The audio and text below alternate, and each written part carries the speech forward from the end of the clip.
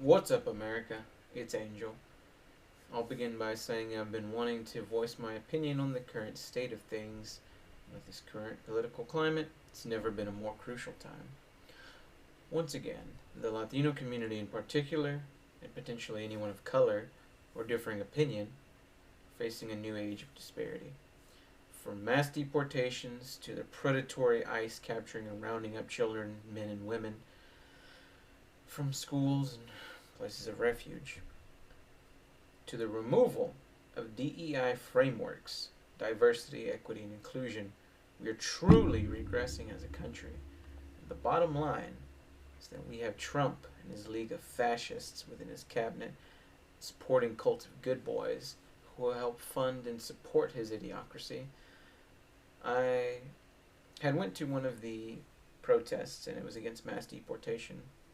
And the person in front of me had this sign and it said, "I can't believe I still have to protest this shit." And that resonated with me because despite all the progress that Latinos have made for our rights in the past, even now, anyone brown is treated like part of the problem. We are repeating history. This mass exodus of people is similar to the repatriation in the 1930s, where anyone that looked Latino, whether they were legal or illegal, were ripped away from their families and denied basic human rights. The Mexicans were tricked, coerced, or just plain ran out.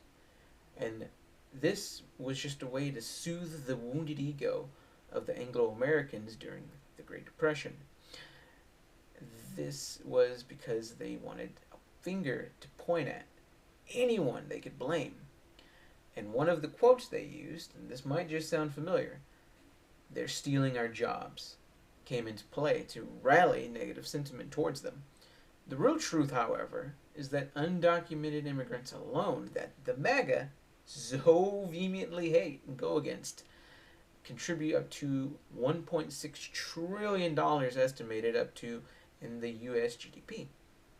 Not only that, but Latinos help sustain the agricultural needs and take up many a blue collar job that nobody want. They are a true backbone to the United States.